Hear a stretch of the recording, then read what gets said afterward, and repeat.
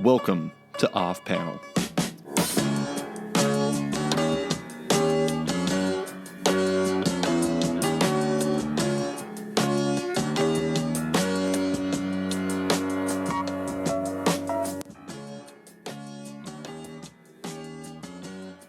Yo everybody, welcome to Off Panel. I'm your host, David Harper, and this week's guest is the cartoonist behind one of my absolute favorite comics, the absolutely insane and spectacular Kaijumax from Oni Press. It's Zander Cannon. Thanks for coming on, Zander. Hi.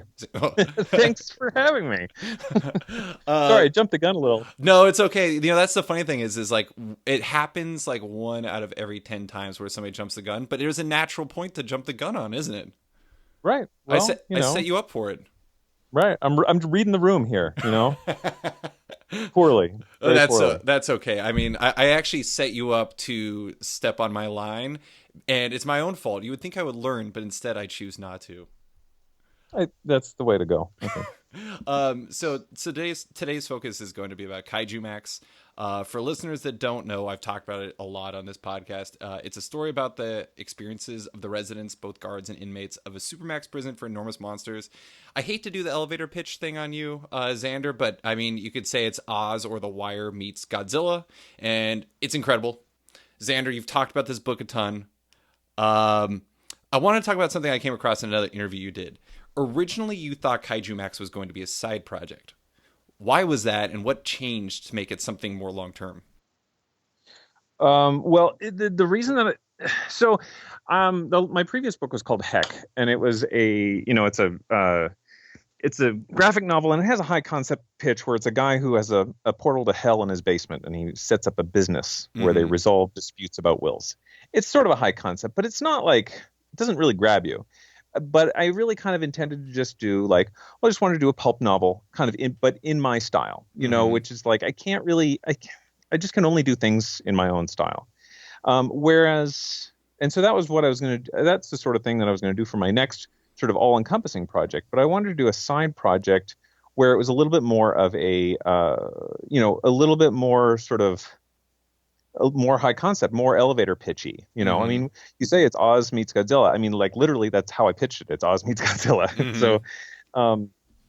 So I was originally going to do this with another artist. I was just going to write it and I felt like it was going to be a little bit, I don't know. I was going to say it was going to be a little bit talkier, but it's the talkiest book ever. But it was just going to be, it's going to be a little bit more straightforward, I think, a little bit less idiosyncratic. And Ryan Brown, who's the artist on Curse Words, right, and God Hates Astronauts, he's a fantastic artist, and he and I were going to work on something together. That was the impetus, is that he wanted to do something together, and so it's like, well, all right, let's play to Ryan's strengths. He draws these extremely awesome, grotesque things. I'd always kind of had an idea for a kaiju, like a Monster Island type of thing. Yeah.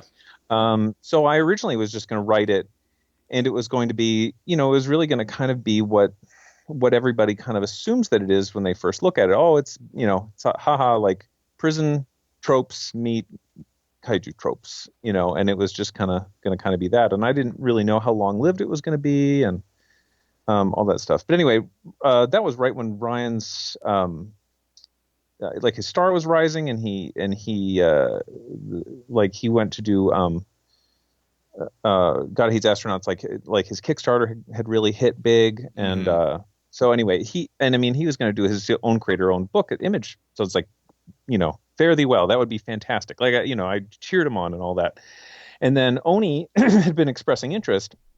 And they were like, well, do you want to draw it? And I mean, at first my reaction was, absolutely not. Like, are you kidding me? That just sounds like a nightmare. And then, and I was like, well, maybe somebody could color it, and then I ended up doing everything. I don't know. I mean, I couldn't even walk you through how I came to that conclusion, because it's a terrible idea.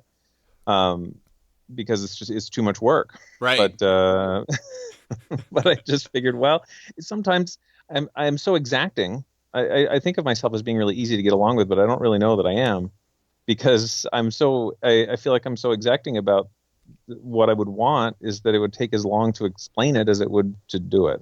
Yeah, yeah. I mean, that's a very underrated thing. Is like you kind of knew the vibe you were going for. It was kind of it was your baby, obviously, and so you kind of had a vision for it. And it's like trying to find. I mean, it'd be one thing if you had Ryan, because Ryan is like was going to be a partner in crime who kind of fit that, who knew what you were going for, who kind of had a, you're probably simpatico with, but now you just kind of had it upon yourself and it made sense. But yeah, I mean, is that part of the reason why you end up going with like the season model, like just to kind of a self-preservation angle?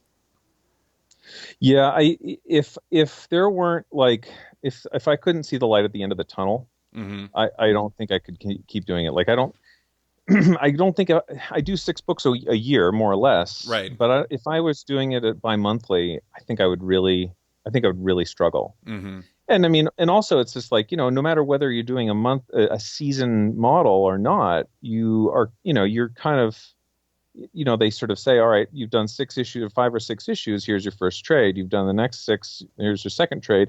And if I had to start a whole new collection storyline that was going to be a collection and have that first issue out in 2 months after the previous one, I couldn't do it. I just couldn't do it. I need that time to sort of say like, oh, okay, what's this whole thing about? And reset. Yes, especially given that the seasons, it's not like, the first and second seasons kind of have more. There's like a more central thread between the two, but it seems like the third season is going to be a little bit different. And from what I understand, the fourth season is going to be aimed at like the women's prison. Yeah, the women's prison. Yeah, so So you have to change it from Oz to Orange is the New Black. there you Completely go. different. There you go. But I mean, but that means that like it kind of gives you it. You're tying everything together, but it's kind of like tied together in like a Hellboy sort of way, where it's like there's like the central thread, which in Hellboy's case is Hellboy, or in your case is really kind of the prison. Like the prison in many ways is the main character, and so it's like Right. it's kind of all built around that. So I imagine you probably would need a little time to recharge and figure out where the next step is. But once you realize it wasn't just going to be a side project, did you start kind of plotting out those later seasons and everything like that? Well, not plotting. I mean, when people say, like, is it all plotted out? I really I kind of demur a little bit, like, well, not really. But it is. It's just that, like, it's more like here are all the things that are going to happen to this character. These are all the things that are going to happen in this sort of like storyline, Mm-hmm. but like they haven't been woven together. Like, it's like if there's a character that's shown up, I pretty much know what their fate is No. somewhere down the line, but I don't like, but it's not like I know exactly what's going to happen in every issue. Right. It's like because of the issues are more tied together by a theme or by by like a framing device or something to make each issue hopefully kind of a standalone somebody's first issue where you can kind of go, oh, I get what's going on in this comic, basically. Mm-hmm. Instead of having it be like a novel where it's like, well, then there's chapter 1, 2, 3, 4, 5, 6, 7, 8, 9, and then it's done. Like it's just an incremental, procession of story. Mm-hmm. But yeah, I mean, once once I sort of said, all right, well, this is going to be my main / only project for a couple of years. Um, what I found is that I had to fight against over planning, Mm. you know, Allow for because I spontaneity. mean, yeah, well, everybody everybody who's a comic book writer, or like especially like a science fiction or in fantasy genre comic book writer, is kind of a world builder by nature. Like, Mm-hmm. it's just like, oh yeah, and then there's going to be the Federation of Planets, and this is the stuff that they're going to use for money. And I mean, I'm absolutely that way by nature, and so I really have to sort of stop myself and say, okay, you know, the only things that are certain are these the gags. Like Mm-hmm. these it's like, oh, I want to have this joke or this sort of like weird thing that happens, and I will world build around that stuff. Like I'm never going to put in a world buildy thing that's not a joke or something kind of funny, because it's like, well, I like those empty spaces in the world building, so that because you can fill them in later when you've thought of something funny or you need to do something to make it make sense later Mm-hmm. on. So yeah, so the I've had to sort of resist um over planning, Yeah. uh you know and really just think about the humor. a humor and or irony or like weird stuff that's gonna happen. It's not all funny, I guess. I guess when I said plotting, I meant more like, kind of figuring out the next steps, because it's like, that the fourth season is going to be the women's prison and stuff like that. So you might know like overarching things, but you don't know like the intricacies, because you're going to figure out when you get there. But one thing I do really like, because you're talking about like, you're talking about like you have to build in the humor and everything like that. I'm always amazed by how you have these like double-edged sword situations. Like I'm not going to spoil it, but in season 3, issue number 1, the beginning is horrific, but it's also kind of weirdly funny. And I don't, you know what I'm saying? It's just like, did you ever see the movie Tucker and Dale versus Evil by chance? Yes. Okay. Yes. It kind of reminded me of that, in the sense that it's just like, it's playing to this trope, but it's like kind of not really what you expect at all. And oh yeah. And it was just like, when I got to that reveal as to what the nature of this cabin situation was, I was like, holy crap, that is genius. Like, I started laughing and I was like, but that's also really bad. Right. Yeah, my friend on Twitter, my friend Gordon McAlpin posted on Twitter that he's like, who, this comic made me gasp and then cackle in the space of 4 pages, and I'm like, yeah, that's right, that's like hashtag goals right there. Yeah, that I'm not. I don't want to go into any details about him, but the mountain character is truly the most horrific character yet, and that is kind of saying something. He's a monster, which is both literally accurate and figuratively accurate. But I wanted to actually ask about something you wrote in the back of that issue, and that was your time doing layout work for DC Comics. You wrote about it in there. You said it was like the steady paying gig that allowed you to still have time to work on Heck at the same time. With Kaijumax, that's your whole deal. You don't have kind of that lifeline. Were you trepidatious at all about diving all into a project that was, as big as this is, without a safety net? Oh, for sure. And I mean, and I don't, and I'm not, it's like, and it's only one thing. Like, I don't, like, I get paid for the issue all at once when it's done. And so it's like, like I'm rushing to get it done so that I can be paid. But like, yeah, I mean, it was a little scary to leave that behind, and and kind of have to, I don't know. I mean, I guess I've been, I'd been sink or swim for years, but it's like, well, it felt like, sink or swim, like, just do this thing that you really love, not just the thing that somebody else needs. Right. And that was a big deal. And I mean, and I think it's really interesting that people sense that too. Like they're like, until I really was sort of doing Kaijumax full time, people were like, "Oh, cool, you have a cool job," or whatever. And now people are like, "Oh my gosh, you've made it," And I'm like, "Well, there's more to it than that, but thank you very much." Yeah. But I mean, it does feel like, oh yeah, like other than moving the needle in certain places, it's like, yeah, it's the absolute 100% the ideal. I mean, it's and that's a scary thing. Because part of it is, where do you go from there, other than making more money, I guess. But is this your goal, and is this what you've wanted? If this is what I've wanted my whole life, that's a little scary to do that.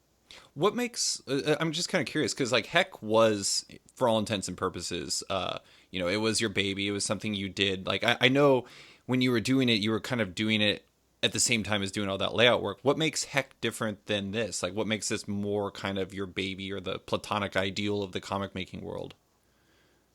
Oh, well, I mean, because it's like, well, it pays. Yeah. I was doing Heck. I didn't submit Heck to a publisher until I was finished. Right. So like, I'd been working on it for 5 years, I think. And then it, when I finished the last page, then I sent it off to Top Shelf, and they could sort of take it, or they could accept it or not.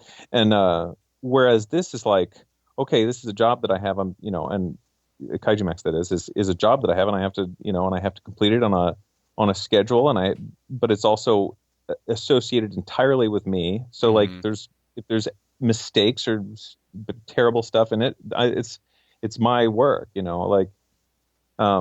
So both those obligations, the making money, and sort of like, this is your creative output to the world, that's associated with you. I mean, those two things are big obligations that are on you at that moment, where you could kind of deflect everything, but I could kind of deflect everything before, because it's like, well, like, oh, you didn't like that issue of Justice League that I did the layouts for, so sad. I don't know what to tell you. Yeah. Like, it's not really my thing, and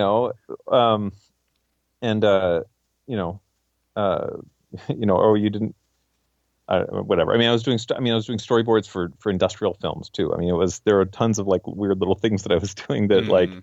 that was my obligation. That was my money obligation to the world, my money obligation to my life, I guess. Yeah. Uh, I do think that I really like the write up you did in the back of that issue, which is called, oh, I forgot the name. It's the freelancer hierarchy of needs, and it was fantastic. First off, I want to give you a really quick compliment. I do this whenever I get come across good back matter, but you have some of the best back matter. I love it. Kaijumax's so back matter is fantastic. Um, but I love that one in particular. And I did think it was really interesting how you had written that some people thought you were wasting your talents doing layout work, even though you were, still actively working on Heck. But I'm curious about one thing. One of the things about layout work is you're kind of focused entirely on the problem solving. You're working on the page, you're trying to find solutions, you're doing all that. And you're doing something, and I'm not saying that you don't like the Justice League, but you probably are a little bit more dispassionate about that than you are in Kaijumax, so you can be a little bit more cutthroat. Do you feel that work actually helped you prepare for like knocking out the schedule of Kaijumax and really getting all of that? I don't know. It was kind of like a school for getting you ready for doing your own thing in some ways. Oh, absolutely. And I mean, there are some times where I think about like, like all kind of the dumb stuff that I did in my 30s that was like kind of didn't go anywhere in my career, and it was just, kind of wasting my time. I mean, I felt that way too a little bit. But I also think, well, all that stuff was me learning how to do what I'm doing now. Like, I couldn't, if I didn't do all those layouts, I couldn't have done Kaiju Max. I couldn't be doing it fast enough. I wouldn't have I would still be trying to make like these really sort of elaborate layouts instead of just sort of very plain and conventional ones, which I Mm-hmm. think work a lot better for such a strange story.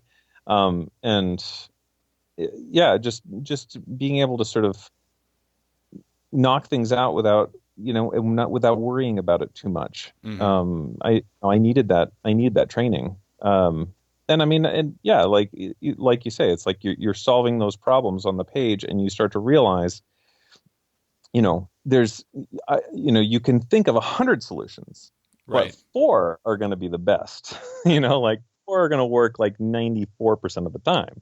And so like you can start to sort of narrow down, like, well, what do I really need to do here? Oh, well, it's a pretty standard scene, so I'm going to do it in a pretty standard way, Um, and I think that sort of stuff, when saves you having to reinvent the wheel every single time. I think that that sort of stuff is invaluable when you have to you know create on a tight schedule. Yeah.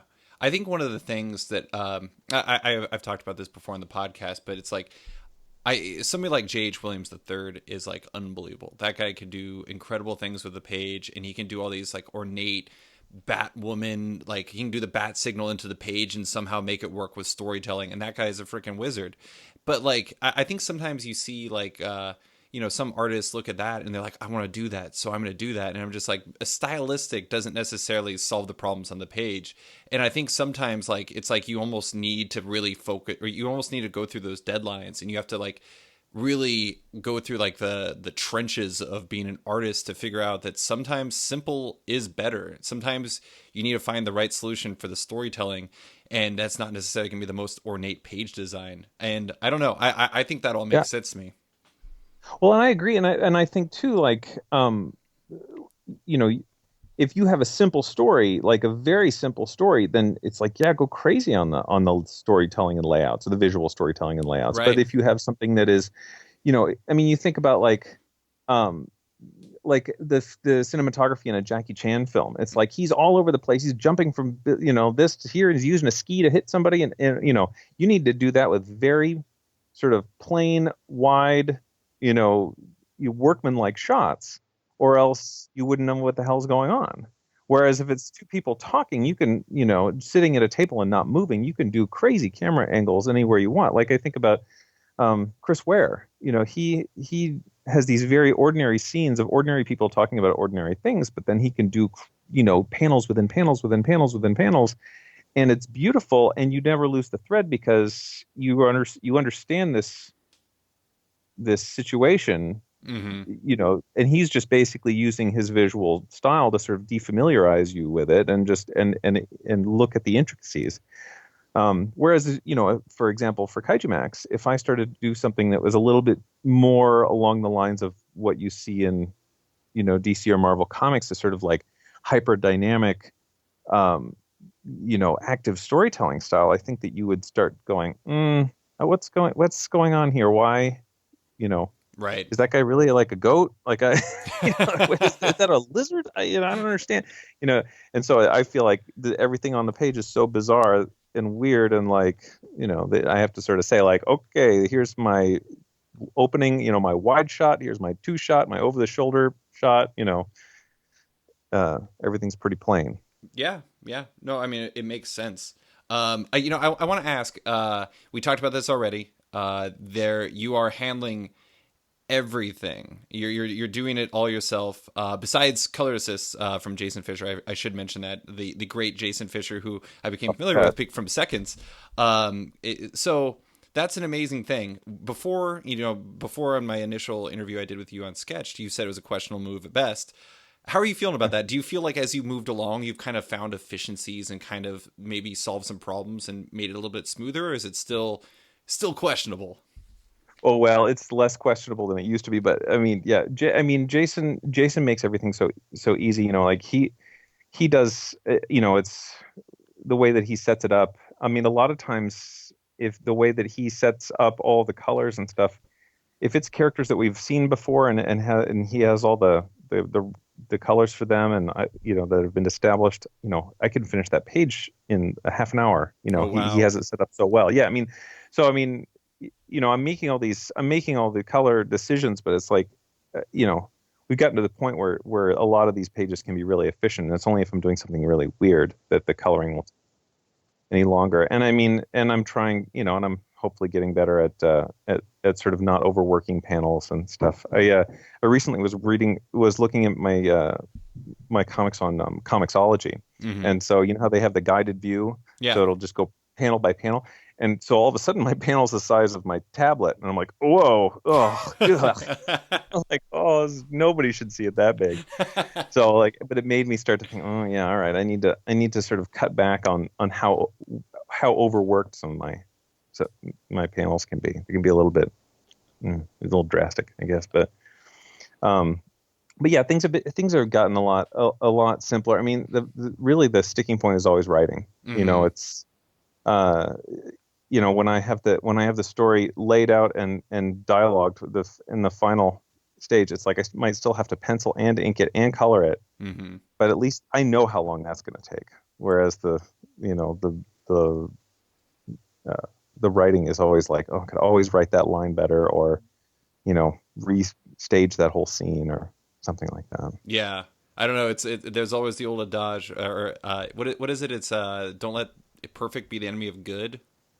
Yeah, I Yeah. know. It is, and I always do. I always make it the enemy of good. But I mean, that's also. I mean, I would have probably this series probably would have ended 7 or 8 times already if I really did make the perfect the enemy of the good, because I used to be like that, where I was Mm-hmm. like, if it's not perfect, I can't live with myself to put it out there. It's like, all these issues are probably 80 to 90% as good as I want them to be. You know what I mean? I'm trying And to I could live imagine with what a that. hunter would be like. That would blow my mind. I'd probably be like weeping openly as I read it or something, like from both Well, happiness and sadness and like upsettedness.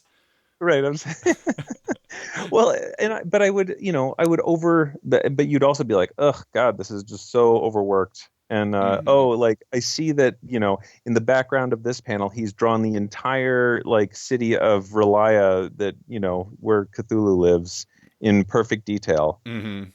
Why? Right.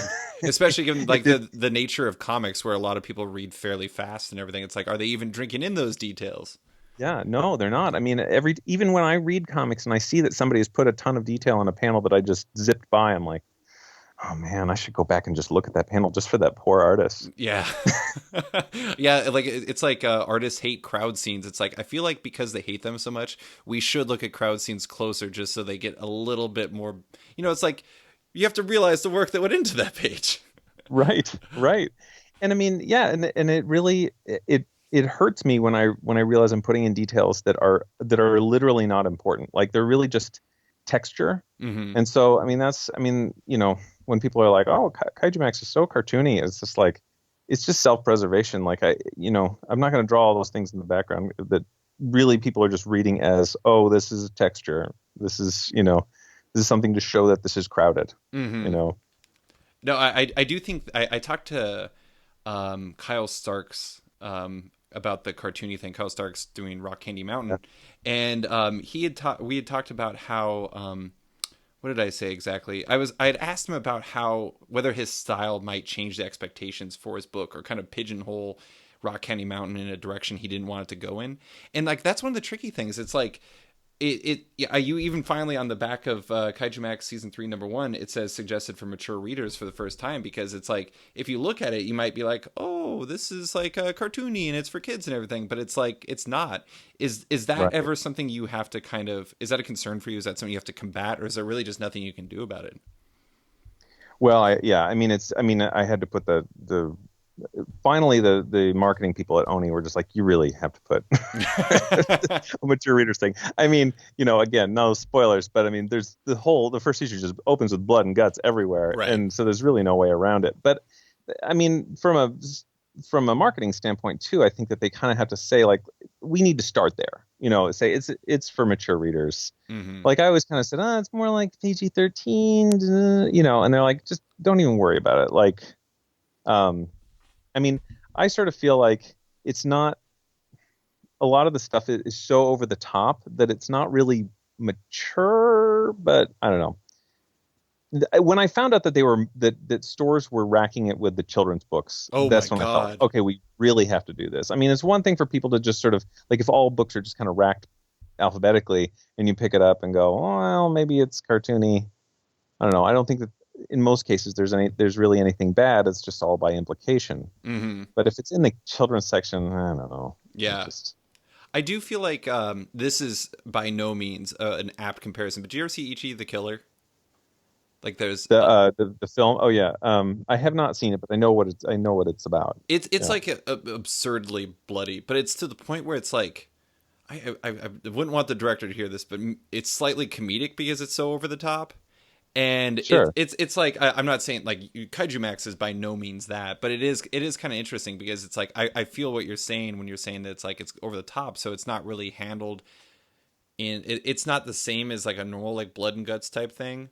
But yeah, I mean that's a tricky line, and I'm kind of amazed that anybody would rack that with kids books, but I guess maybe they weren't looking closely or something.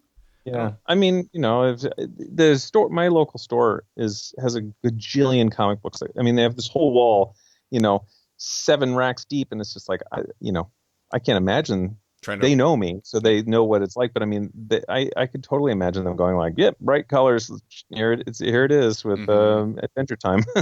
I do love um, that in your suggested for mature readers that right up in the back, it's for kaiju drug use, made up cuss words, copious blood and guts, and then at the end it says and the phrase "my Lizza," which I think is I actually have used that in actual speaking before because I think it's so funny, and my well, wife it gets covers a very lot. confused. Yeah, it covers a lot of like what is sort of, yeah, I don't know, sort of borderline unpleasant about the about the comic, where it's just like, well, it's a lot. It's more suggestive of like some dark stuff uh than you might expect, Hmm. judging by the bunnies on the cover or whatever. um, so I want to ask, we talked a little bit about your process. I want to ask about how you work from like writing to art. Writing wise, when you were diving into the third season, how do you approach it? Do you like have broad strokes already formulated in from before, or are you kind of figuring it all out once you're, you know, getting back into that season's mode? Well, I mean, one, I'll like try to read everything up to that point, Sure. just because you kind of, it's like you think, oh yeah, I know what I said about this character, and then I realize, oh no, I remember I thought about 4 different things, but I only wrote one, so Mm-hmm. like that's the one I have to stick to. And then I'll come up, like I have a whiteboard, and I just, I make one of those sort of like a CSI, like crazy person in the woods type of like boards. Is like, these are all the things that happen. Do you have strings The attaching each of them? strings. Yeah, no, but I mean, it's just a grid of post-it notes basically. But Mm-hmm. but yeah, like so it'll have, and then I'll kind of, and I'll kind of color code them by character so that I Mm-hmm. can kind of see like, oh, okay, well it's really heavy on this character at the beginning, but then this character at the end. And then I can kind of see like, oh, okay, making sure that they're showing up in every issue, um, and then I'll swap those out for more detailed ones as I sort of get to that issue, where I say like, oh, okay, I need to know how the scene begins and how it ends. Like I'll write the beginning and the ending on the post-it notes so that I can kind of know like what I'm working towards instead of just like so and so talks to so and so. Mm-hmm. And then once I have all that stuff, then I start going like, okay, what's each issue about? Like thematically. Okay, well, this issue's about whatever forgiveness, or this issue's about like living in a fantasy world and ignoring reality, or something like that. And then I kind of try to take all those scenes and sort of make notes on like how I can bend them towards that theme.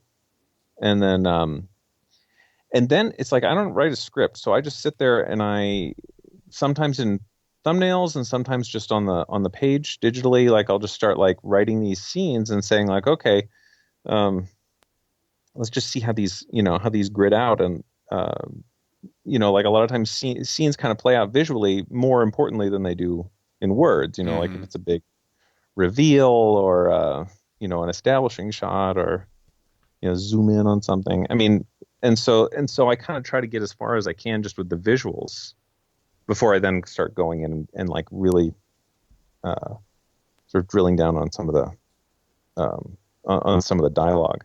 So I mean, it's like I skip the one big step. I skip The script the step. script. Yeah, which I always overwrote my scripts. They were all the stuff that would just get thrown out or Mm-hmm. reabsorbed and made into something later. And so I just sort of felt like I wanted to be kind of where the rubber hit the road, like on the pages, like how does this person talk to this person? And a lot of times, like when you write in a character, you're like, oh, I like that character all of a sudden. Like he's Yeah. really interesting. Like there's a character in the end of the first season who is a pteranodon. He's supposed to look like Rodan. His name is Dingwing, Mm-hmm. and um, and he's like, and so he's obsessed with being called giant monster Tarango, the terror of Pago Pago, and he tells everyone they have to say the whole thing. And but anyway, like it's fun because it's like he was just in there to sort of like be a counterpoint to somebody else. But Mm-hmm. then all of a sudden I'm writing a new issue, and it's just like, oh, I have this one character who's sort of low key, doesn't really like to say much, kind of keeps to the background. And it's like, okay, I need a character who's going to be kind of like a tweaker and kind of like super talkative to pull him out of his shell. And it's like, oh yeah, I love having these characters come back and like, just liking the way they look and liking how they act, that that you can just sort of reintroduce them into a scene without, I don't know, like, and having it not be really an intellectual choice. It's just sort of like, I like that character. I like the way he looks. I It's like like the a way he feel. fits into this scene. Yeah, and I mean, and having the visuals really be this little feedback loop where you're like, oh, I put this on the page, and then that made me think of this, and then I'm gonna go forth in this direction rather than the one I originally planned. That Mm-hmm. it's not all planned. It's a little bit. A lot of it is just sort of seeing what you got and going from there. I'm trying to remember. Wasn't one of the guards that was in the first season was originally not meant to be as big of a deal as he was? And then wasn't that true? I'm trying to remember. There was like a one of the Yeah. guards. Who was it? Well, yeah, the character of Jong, who sort of has the PTSD or the PTSD like guns growing all over him. Mm-hmm. Like he was meant to just kind of have his thing in the first season. Mm-hmm. It's supposed to just sort of say like he was just supposed to quit and be gone. And then I didn't really know what he was going to be up to after that. But then I thought, well, I liked the idea that he would be, a point of view character.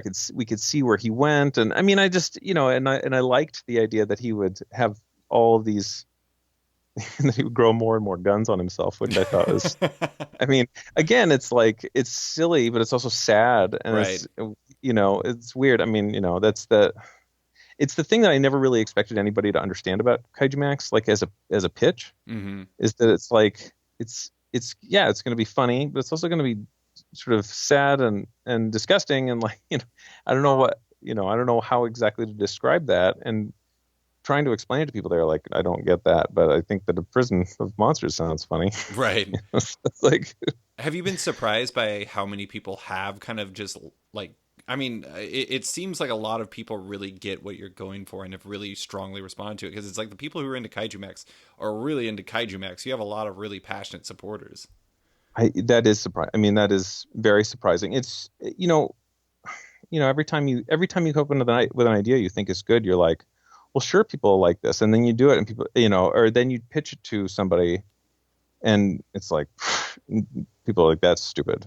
Right. Like, and so, I mean, I had been pitching stuff like this, not maybe not even this crazy, but for years, and getting nowhere, or Hmm. saying like, well, why don't you do it in this way that's going to make it more of a conventional thing, and I felt like, well, maybe, that's going to work, but then I would change it and they wouldn't like it anyway. So, Right. um, and I think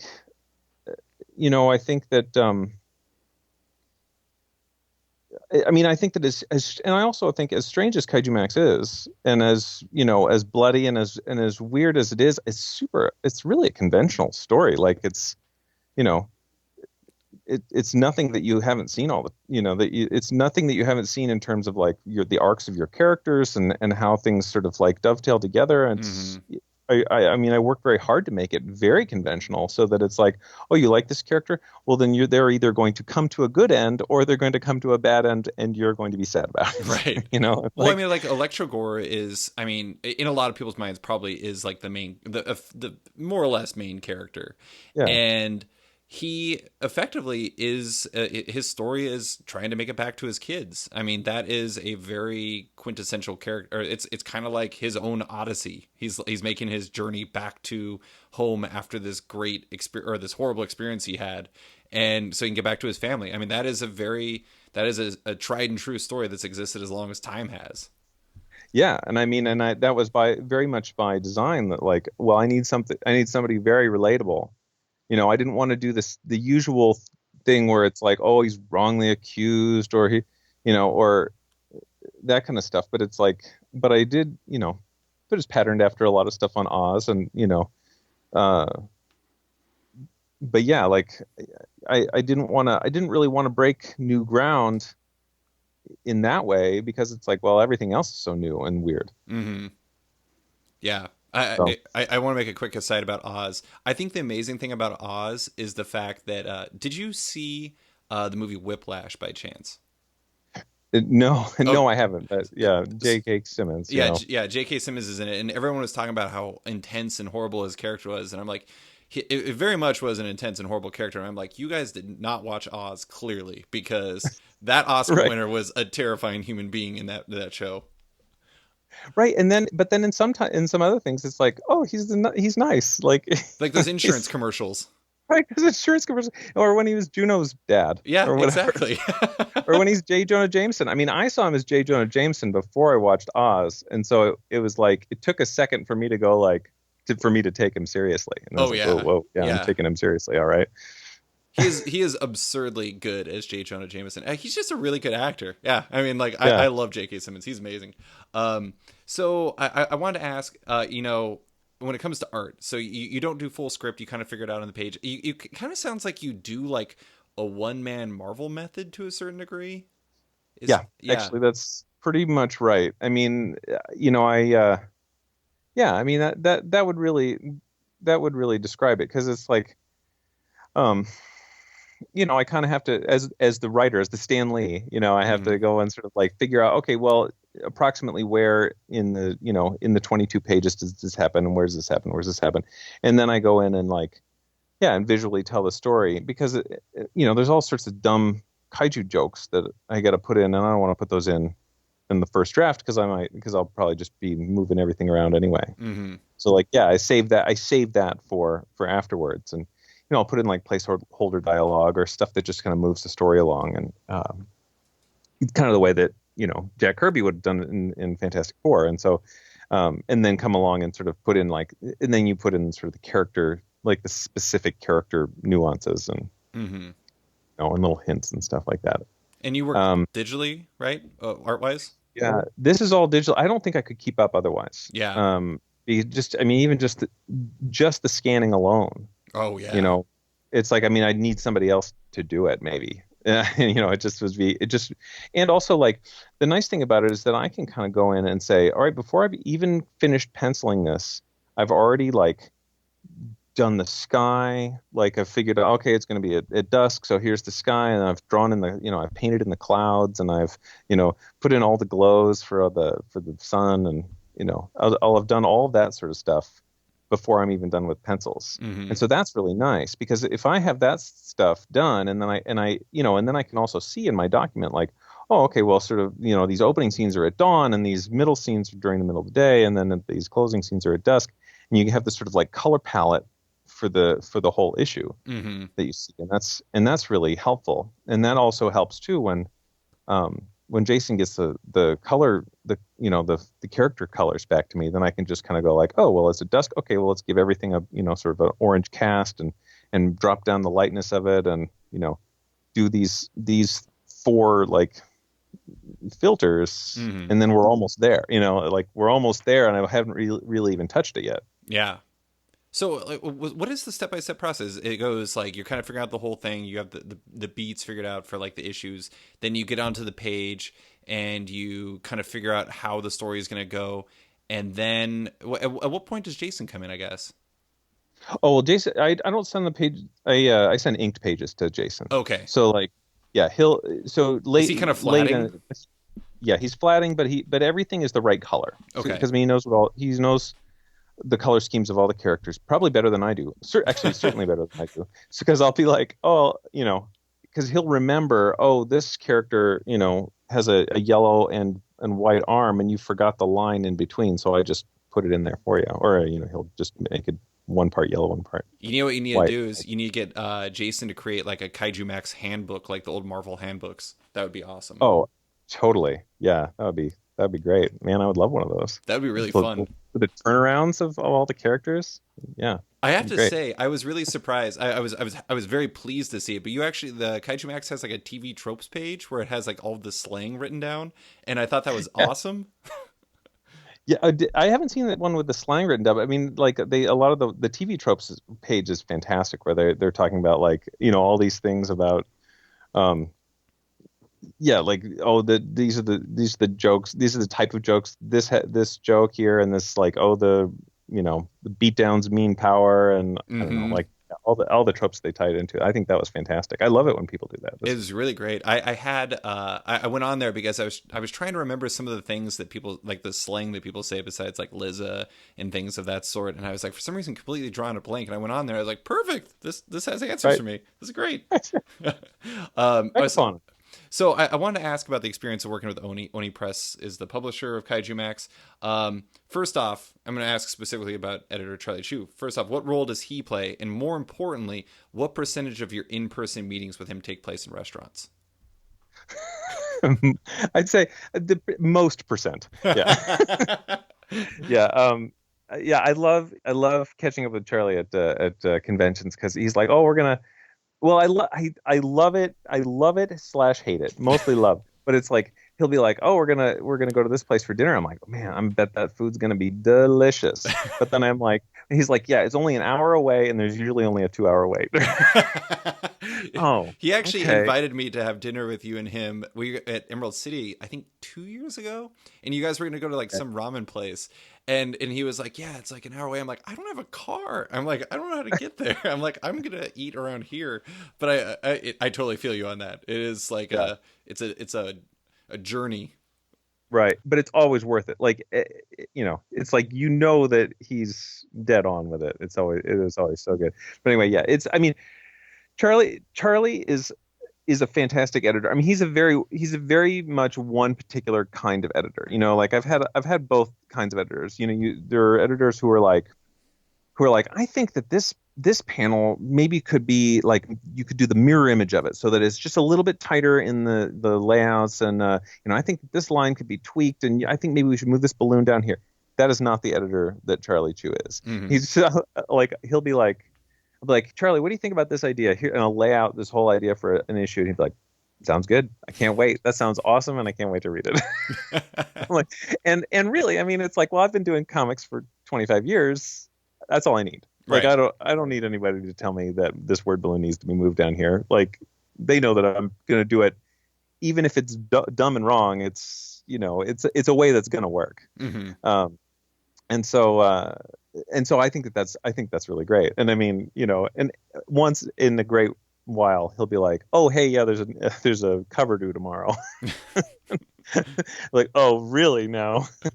But I think that that's it. Charlie has been like this great sort of like, he was really the one, more so than I was, that saw the value in this. Mm-hmm. Like, saw that it was a valuable property, or not property. He saw that it was a valuable comic book that people would like. He's like, I mean, because I think I pitched it before Pacific Rim was going to come out. He's like, Pacific Rim is going to come out. This is, kaiju things are great. This is funny. This is weird. This will fit into the comic book world, in a way that other things don't. Mm-hmm. And it's like, yeah, like that vision, like that ability to see that is, I think, so valuable. And I mean, and it, it makes me feel great. It's, Yeah. And he's always fun to talk story with, like, and then he suggested that I put in the Pulgasari with Kim Jong Il's head, and that's that may be my greatest accomplishment. I was gonna say that it is, given the fact that you might have been a little trepidatious going into it, having somebody that's like a believer on your side probably helps when you're trying to do it yourself. It's like, that at least this one person believes in what you're doing, so it's like inspiring, kind of. I don't know. It's immense. I mean, it helps immensely, and because I had been pitching things to I'd been pitching things to DC and Wildstorm and places like that, and I was never getting anywhere because people were, there was never really anybody like that. There was never anybody, and there was actually, I should say, there never was anybody who was able to be like that, because the people above them were going to be so much more like, they're like, oh, a monster prison. I don't know. What if we made it Dracula's instead? Whatever. I don't know. Like, but like, and so there was never anyone who could be like this, a cheerleader for it, but then also really persuasive to people above them in the chain and say, this is something that's a big deal. Mm-hmm. I mean, I've known James Lucas Jones for a long, long time, but I mean, like there's a lot of people. There's people. I think I was not really. I mean, I'm not someone whose name on a cover means sales at all, and so I could certainly see people being extremely having reservations about this, severe reservations about this, and so. But I mean, I think really sort of like was such a cheerleader for it that I think that really really pushed it through. And I mean, and it helps me too. Like, Mm-hmm. it helps me think that this is going to be a good project. Yeah, absolutely. I didn't have that much confidence in myself when this started. Yeah, no, I have to say, I was roped in by the elevator pitch. I remember seeing something about the Oz meets Godzilla, and I was just like, that is something. It just felt like something I had to check out. And what I actually got was just, I mean, I don't want to downplay Oz or Godzilla, but it was so much more than I expected. It was so much more complex and so much more, I don't know. It's weirdly, like, it's probably not the word I should probably use, but it's kind of beautiful because it's so complex and so, like, I don't know, emotional at times, that it's just like, it's such a fascinating and constantly unexpected read. I know it's overly complimentary, but there you go. That's my take. Well, I appreciate that. I mean, and a part of me feels like I want it to be like, I wanted to sort of be like a little like coming off the sort of the mid-aughts, like when a lot of comics were like, we're gonna have a great white shark and he's gonna fight a bear and like there's gonna be Frankenstein's and Dracula's and everything's gonna be crazy like that, but then also say, well, now I'm gonna ground it in reality and have these be the saddest monsters that you've ever had. And then also like you say, like when people hear that the elevator pitch, they're intrigued, and I also felt like I want it to absolutely deliver on that. Like it is that. It is, and it is all the jokes. It's probably not as funny as you think it's going to be, but but it's there. Like all that stuff is there. I hope to make it exactly that, and not try to make it more. I don't want to make it any more complex than that. I don't want to make. I don't want the world to be any more complex than that. It's all the monsters versus all the, in the prison versus all the old fans. I do want to say that I have to give you a lot of credit. You put in some jokes in there that, like, if somebody gets it, they probably love it. Like, I actually just found out what the deal with Ape Whale's name was, and I thought that was genius. Thank you very much. That is a lot of people have said, like, oh, once I saw that Ape Whale was one of the kaiju, then I was sold. And then there's always someone who's like, oh, Ape Whale, what a dumb, obvious joke. I thought it is for you. I had no idea. I mean, okay, so isn't it basically like Ape Whale is like the literal meaning of Gojira? Yeah. Like gorilla and Kujira. Oh yeah, that's it. Yeah. I thought that was genius. I don't know. I mean, like it's something for somebody who's like a little bit deeper fan of that. It's pretty clever. But so I want to ask, I want to finish off with some stuff about the book and like the characters and the cast and everything like that.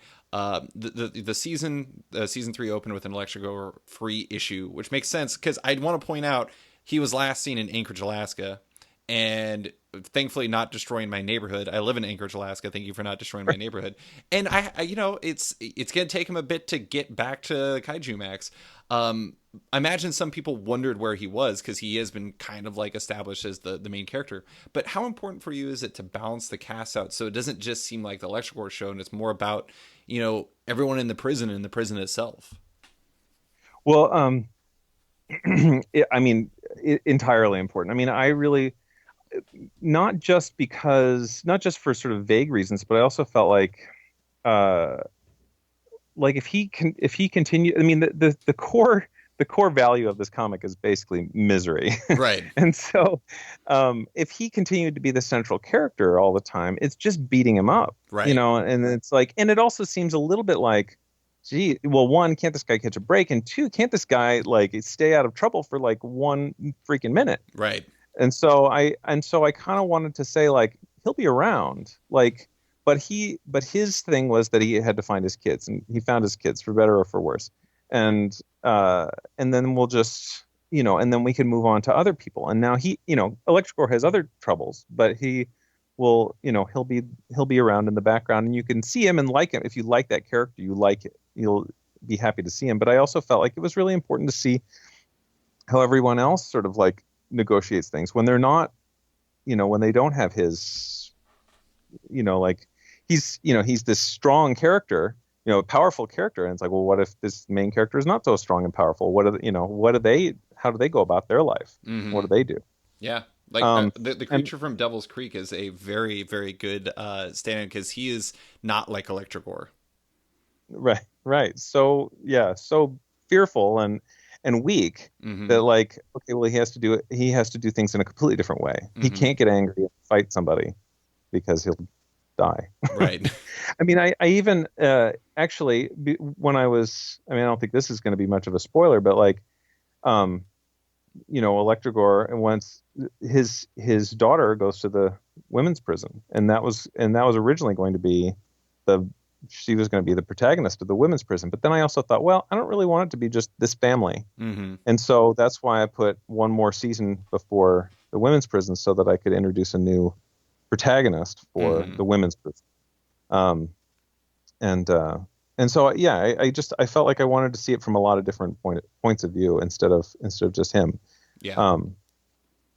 But yeah, I mean, all the characters that everybody likes kind of keep coming through. Like, I'm a classic comic book artist in that way, which is like, or like I can't stand to get rid of a character, even if they die. It's like, oh, they gotta come back at some point. Like, They could have a and flashback. well, yeah, and I mean, and like this world is so crazy. It's like you barely even have to move the knobs to say like, oh, and then and then they came back from the dead because of the goal. Their DNA hit a meteorite, whatever. I mean, Yeah, you could use all the classic monster movie reasons. You have the world open to you. yeah, totally. And that's and it barely even and it's just a joke. And then but because of the way the book is structured, it's like, oh, that's funny. Oh, and sad. I do And want to. gross. Yeah. I do have to ask. Did you ever expect Electra Gore to get his own plush toy? No, and isn't that the best? Like when they said that they wanted to do that, I'm like, hell yes, let's do this. Like that's fantastic. And I love too that it's like, little kids that come to my table at conventions and they're like, oh, cool stuffed animal. I'm like, yeah, look, you should get it. And then they're like, oh, cool comics. I'm like, you shouldn't get those. Yeah, that's hilarious. Well, so They can now, get that then, and then get the comics later, way later. well, well, I have a question for you then. As an Anchorage native, I wanted to like I try to put in references to all these to like every monster movie or whatever, but I wanted to have my one like Anchorage reference that I Hmm. could think of was the Jade Staircase. Like they tell the character to step away from the Jade Staircase because there's like $1 million Jade Staircase in like one of the hotels in downtown Anchorage I had that I remember. this is sad, but I had no idea that existed. Oh no! I think it's in like the Sheraton or whatever. It's like an old Sheraton that's right in downtown Anchorage, and I guess It is it's in like this this. Sheridan. That's funny. I've Yeah, probably I guarantee you I've walked up that staircase and I never yeah, realized it was expensive. Wow, I've totally my friend got married there and apparently it is a very nice staircase. I had no yeah, yeah. idea. Well, and because I went to Alaska when I was a kid, and I remember like that. My parents were like, "Ooh, check out this cool staircase," and I was like, "Neat," and that was all I remember. So That's okay. That's okay. Believe me, after Steven Seagal, everyone who does anything about Alaska feels pretty accurate in comparison. Um, right. so I want to ask about the cryptids. They seem like the spotlight gang in season 3, and I've seen in interviews you've compared them to the Aryan Brotherhood, but they're like the most nonsense group of monsters that have ever existed. I mean, their boss is a mountain, and their second in command is Yeah, an ape with pincers. Like, yeah. I mean, what's not tracking for you? I mean, I guess I don't want you to spoil it necessarily. It might be something that's coming later, but like, so one thing, why the Aryan Brotherhood, and two, is there like a governing characteristic to them, or are they just like their bond is that they're terrible? Yeah, they're terrible. I mean, I think the reason why, well, the reason why I want to do the Aryan Brother, well, the Aryan Brotherhood is like, like the obvious villains. Right, Like the nobody's ever worst. saying like, oh, well, maybe they're not so good, maybe they're not so bad. Yeah, they are. Like in every iteration. And so, but there was that, and then also like the thing about the Aryan Brotherhood is they don't really exist as a gang outside prison Right. because I don't know, it's not so important for white people to band together, to show solidarity, at least in my opinion. But the and so I kind of wanted to like, I mean, I kind of wanted to draw that comparison where it's like they only sort of like team up, gang up or whatever when they're in prison, and you know, and uh and want to be awful or whatever. But then I also wanted to show like, because like every town that has like a Mothman or a Goatman or whatever, they like have a parade for that creature every year. They're like, hey, it's our Goatman parade. Ha! Like remember that, this is our local lore or whatever. And how like that kind of tracks with like, you take on this sort of sense of like being persecuted, but Hmm. really, you really have more, you get all the breaks. Hmm. So, I mean, again, it's like it's not one to one. I just wanted to have kind of a villain gang, and then I also in this season I wanted to start talking more about their identity too, and so I started putting more tattoos on them, Mm. and instead of like Aryan Brotherhood tattoos are really fascinating. How like kind of how awful they are. I mean, there's all this sort of Hitler stuff, and then there's But then, so I was replacing all the Hitler stuff with Charles Fort, who was the guy who who like kind of wrote about all the cryptozoology early enough, and then and then he would instead of the Aryan Brotherhood's like 14 words nonsense that they talk about, there would be some other like Charles Fort quote that's 15 words long or something like that. Trying to have all of his little things like and all of these little things that would be the equivalent, but not quite so harmful and not quite so triggering, and Yeah. And being able to talk about, so I mean, like all science fiction, being able to talk about something without having to name it and without having to sort of say, without having to push it in people's, without having to push awful things that have real world consequences into people's faces. Right. And that's the whole reason I did Kaijumax in the first place, is like, you can talk about prison, you can talk about aspects of prison, like, like loneliness and like drug abuse and depression and these sorts of things, without sort of saying like, and then here's a person who murdered an entire family full of people. You can just say, oh, Godzilla and he stomped on a city. It's a little bit more vague. It is kind of interesting how like the mechanism of like kaiju is like, it's like people can accept it because it seems unreal, but when the story itself is very, like you said earlier, it's very grounded, it's very based in reality, and it is kind of a fascinating dichotomy. Like, is there like a tonal balance you try to achieve, or is that just kind of just you go by feel and what you add gags if you need to or if it feels right? Yeah, I mean, I go by feel. I mean, I think that there's a formula that I stuck to a little like early on, Mm-hmm. and then I just kind of I'd figured out how it felt, and then just kept to that. And I mean, yeah, like yeah, it just I just kind of do what feels right. I mean, I try to I'll like kind of plan out an issue, and I'll be like, it seems a little light on the drama. All right, let's add an extra scene here or there.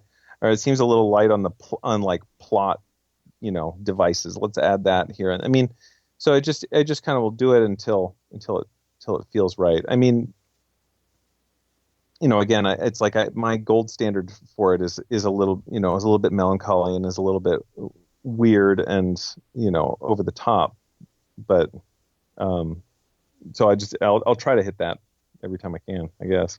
Yeah, well, I mean, it's tricky too, because it's like you want to go by feel, but you don't want to make it feel formulaic, like you're trying to hit the same beats over and over and over, Right. Yeah. Right. I imagine that's. I mean, that's not the reason why I wanted to change protagonists. Have a different type of. Yeah. So I just want to ask a few more questions, and then I want to ask a couple more about Minnesota, but a couple more questions about Kaijumax. Do you feel, so I want to talk about the season model again. Do you feel that the season strategy that you're kind of rolling out, do you think that's made the book more accessible to new readers, or is that kind of hard for you to really say? Well, that's the plan. I mean, that's the absolute ideal. The idea that, okay, season, it's not just issue whatever 13. Right. Like who thinks that you can start a new story on issue 13? But obviously that's what this is. It's season 3, issue 1 is issue 13. Yeah, I mean, that's the whole idea, is that you could say like, let's see, people watch so much TV, they know what a season means. They know that like that, with some exceptions, you can basically start a new season of a TV show and they'll catch you up as best they can.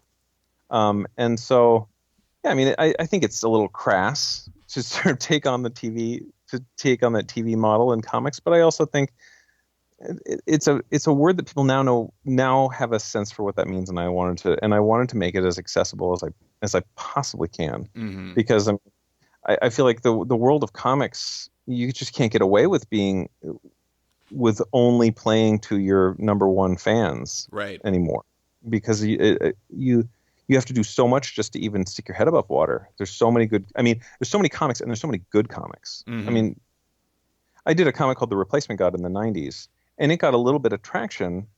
I mean, a little, but like people knew about it just because it was like a fantasy series, a black and white fantasy series. A black and white fantasy series right now, people would be like, which one? And they'd be like, one from this publisher, and they're like, which one? It's like, there's so many, and everything's good. Every Right. artist is good. Every colorist is good. Everything looks fantastic. You Yeah. know, I don't know. I mean and that is one of the it's something I think I've talked about on the show a fair amount, but it's like TV itself is having the same problem, like the whole peak TV problem. It's like how do you figure out what to watch when like every network has like 30 shows and most of them are like the greatest shows that have ever been made. You know, right, it's like what's that? and you have instant access to every TV show that's ever been made. Right. So so even if they weren't making it at that pace in the '90s, you can you still have to watch, all 900 episodes of whatever show. Right.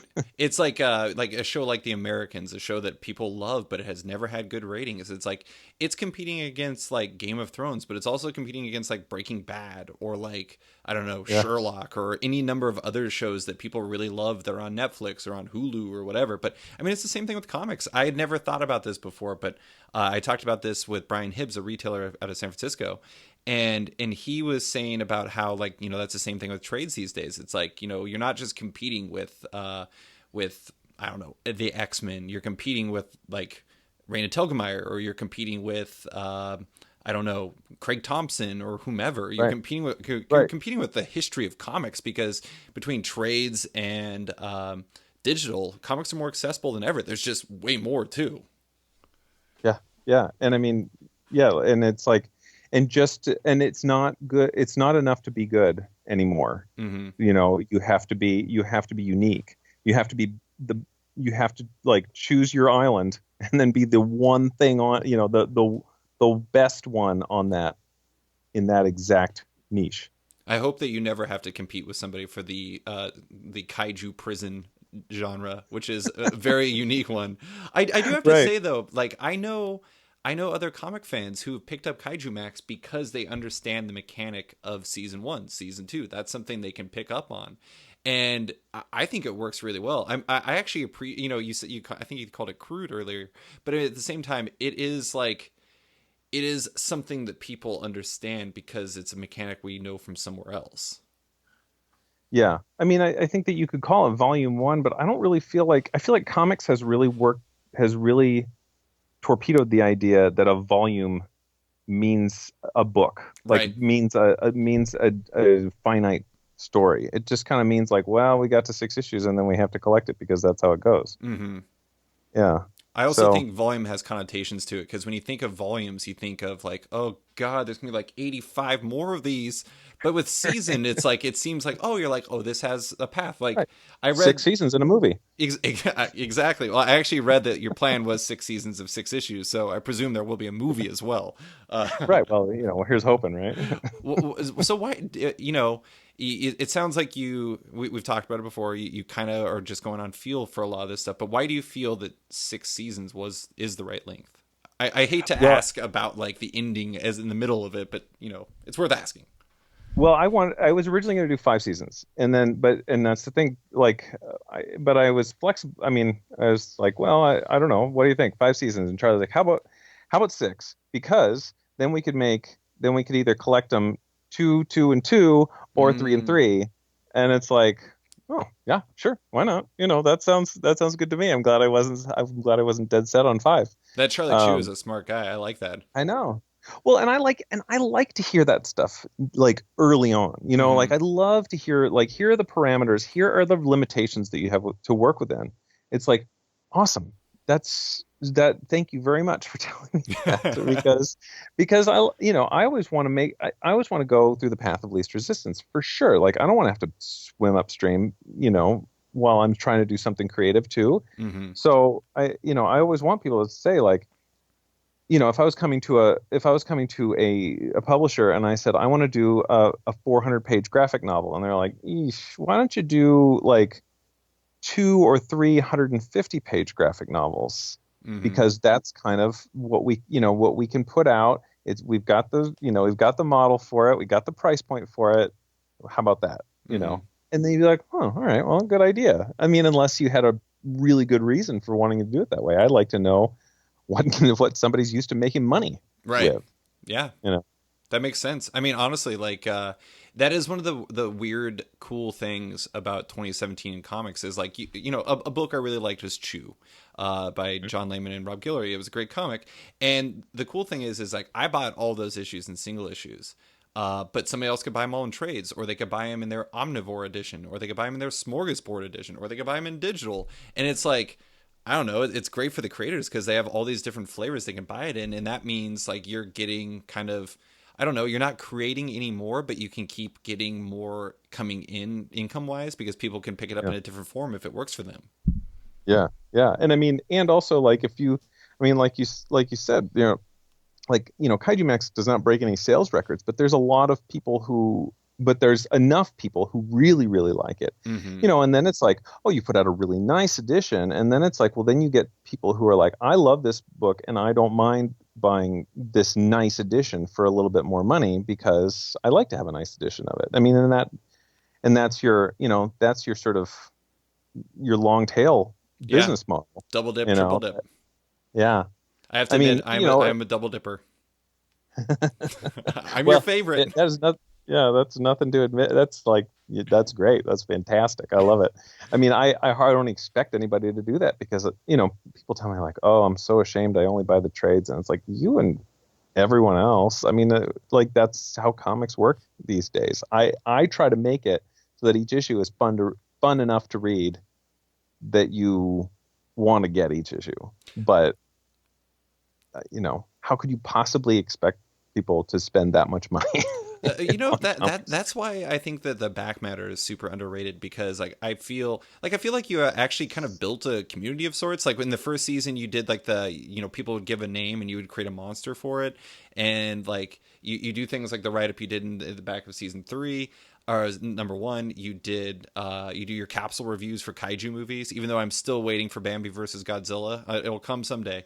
But I mean, like you do all that stuff and it adds value. Like I love reading that stuff. I think it's great. And like you've seen a lot of books like Sex Criminals is a book that I think I'm not going to say that it's successful only because of the back matter by any means, but it's built a community for that book because of how like that letters column has tied the audience to the book.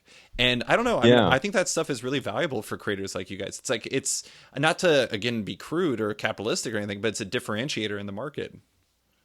Yeah. And I think it's fun to read. Like, I think that comics are hanging on where a lot of magazines are dying. Right. And I think that we like magazines, not just because they have the information, like the articles that you can now read on the internet, but because they're sort of a package and there's a lot of things that are sort of in the, in the middle sections, that like, oh, here's a little capsule review. Here's a little infographic. Here's a little, whatever. And I think that sometimes that's fun to read. Sometimes you don't necessarily want to just read a 22-page continuous story. You want to see like little bits and snippets. When Kevin Cannon and I were doing a Double Barrel to serialize Heck and Crater 15, it's like it was really fun to do those little. I mean, it was a lot of work, but it was really fun to do those sort of comic strips and back matter and essays and how-tos and that sort of stuff. And I looking back on those, they're really kind of fun to read beyond the novels that they were serializing. Yeah, it's pretty cool. Well, okay, I have 2 more questions. That's it. These ones are pretty quick. I wanted to give a shout out to World Monster HQ, your studio in Minneapolis, because John Bivens, your studio mate, is the person who actually lined this up. He was the one who willed us together, despite the fact I should have had you on much longer ago. I have to ask though, it seems like you've been working in studios for a while. What is the advantage of studio life for you as a creator? Well, I mean, I don't have a very big house, and also we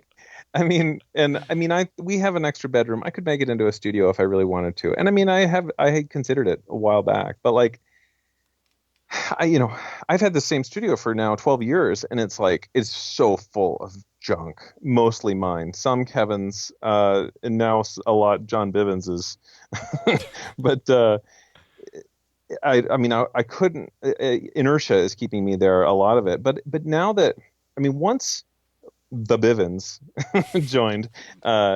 He got his MFA at Minneapolis College of Art and Design, and then he joined the studio. And it's like all of a sudden now he's the biggest cheerleader for the studio, and he's getting all these people to join, and then like three different people, like once they joined, he like convinced them to quit their day jobs too. I'm like, slow down, Bivens.